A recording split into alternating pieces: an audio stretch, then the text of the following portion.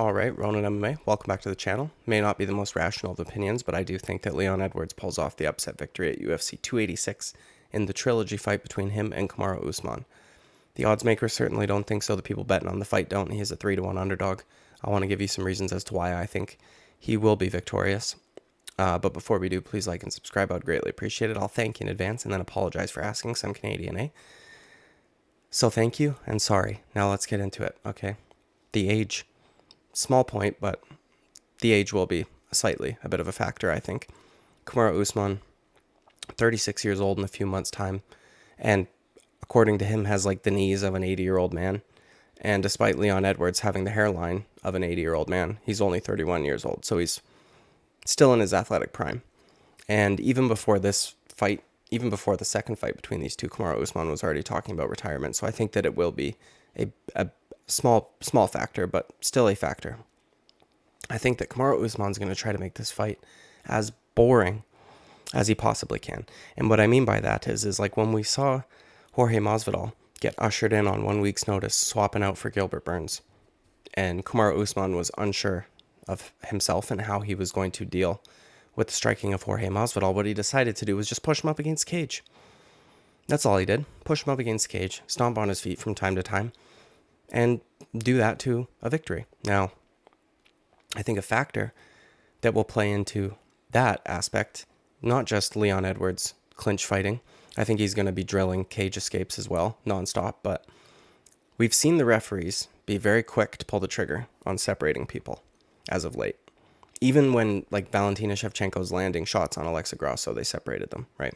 And even guys like Herb Dean, who Joe Rogan and John Anik love apparently because he doesn't do that, was even doing that at UFC 285. So I don't know if they all banded together and had a conversation on like, we can't let guys stall out anymore.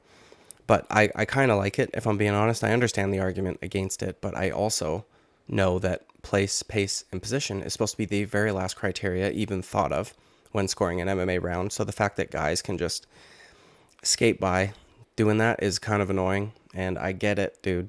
Learn how to get off the cage, but Jesus, come on. We're fighting here, not hugging. So, I think depending on the referee, that will play a factor. We saw Mark Goddard separate Kamaru Usman from, I think, Tyron Woodley a couple times, and the commentators were getting upset about it. He does stall, man. He does. Like, some guys don't. Some guys are constantly working from that position. He's stalling a lot of the times, and I think he's going to do that because he knows that Leon Edwards is capable of knocking him out, okay?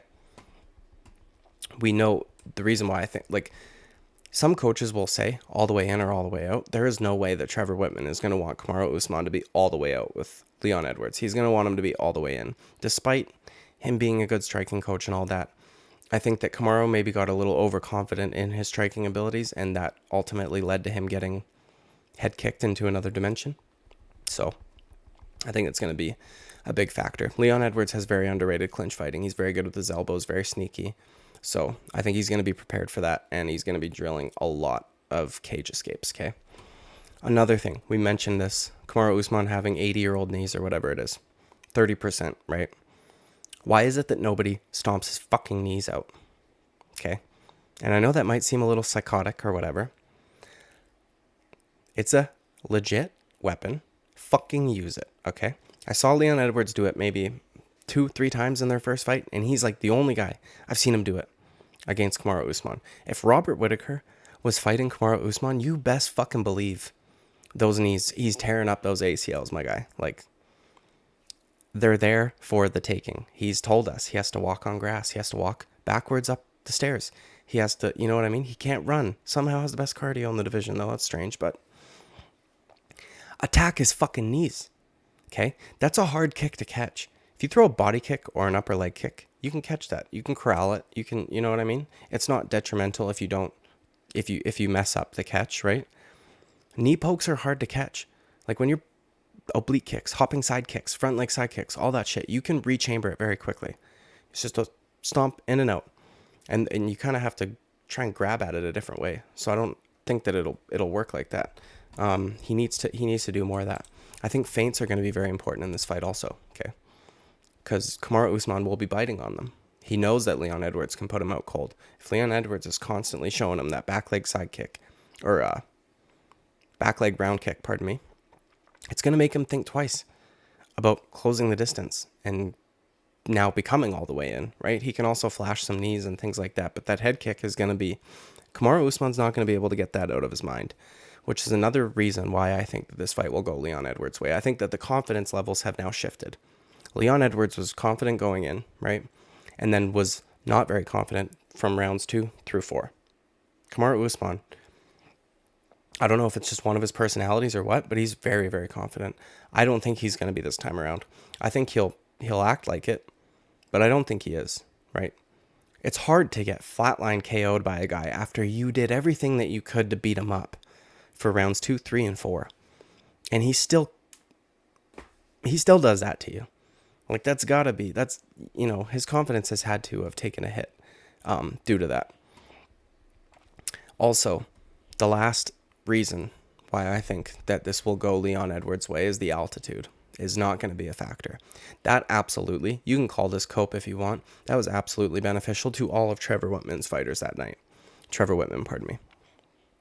They train at altitude nonstop. They live at altitude. Okay? Going to Utah is nothing to them. Leon Edwards, though, had to try and get there early to try and compensate, make up for it, right? I'm not used to it. I got to try and get here.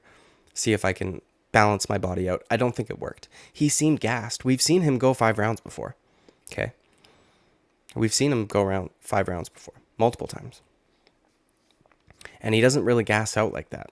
So I think that's going to play a factor. It's not the last reason. I apologize. I think that he will be throwing more head kicks this time around. I remember yelling at my TV, right? Because he wasn't throwing any. The one that he did throw, perfect. But he can throw more. He can. You don't really need to worry about a wrestler catching that and taking you down from it, right? You would have to get it caught up on their shoulder or something. It is very risky for somebody to try and catch a head kick, okay? If you've got your body, if you're trying to catch a body kick, you can corral it and kind of roll with it and allow your body to take some of the damage but still manage to catch it. When you throw a head kick, though, or when you're defending a head kick, if you try and catch that and you fuck up, you're out cold, right? You're supposed to address it, both arms, immediately, block, done. You can't even really effectively counter a head kick. A lot of guys get worried about throwing kicks on wrestlers. I could understand not wanting to throw it to the body or even the upper thigh, right? They can catch that and run it back for a takedown. But if you're throwing fast, hard head kicks at their head, they have to address it defensively. They can't just, nobody's going to catch it and then run you back. I know it happens from time to time, but it's very risky, especially against a very good kicker like Leon Edwards. Okay, so I think he's going to throw more kicks to the head and to the fucking knee. Leon, please stomp his knees, okay? I think the feints are going to be a problem for Kamaru Usman because he's going to be worried about them. And I know that people get irritated when feints get brought up because Joe Rogan thinks that Israel Adesanya is beating guys with feints, okay? And I don't mean beating them like he's using feints to implement his game plan. I mean that when Israel Adesanya throws a feint, Joe Rogan thinks that that's like a landing punch or something, right? Kamaru Usman will be biting on them. So the elevation will be a factor. I think Leon Edwards is going to throw way more kicks. I think Leon Edwards is going to be way more confident. I think Kamaru Usman knows he needs to get this fight all the way in, which means he's going to have to close the distance and get past all of Leon Edwards' outside attacks. Okay? And the age, of course. Leon, stomp his fucking knees, please. Okay? That's the end of this video. This was like my 4th or 5th time trying to film it. Hopefully, I didn't leave anything out. Okay? I was getting very, very, very frustrated. I kept screwing up. And I'm still doing it, dude. My brain's foggy, apparently. Like and subscribe. I would greatly appreciate it. I'll thank you in advance and apologize for doing so, because I'm Canadian, eh? So, thank you and sorry, and I'll see you at the next video. Bye-bye.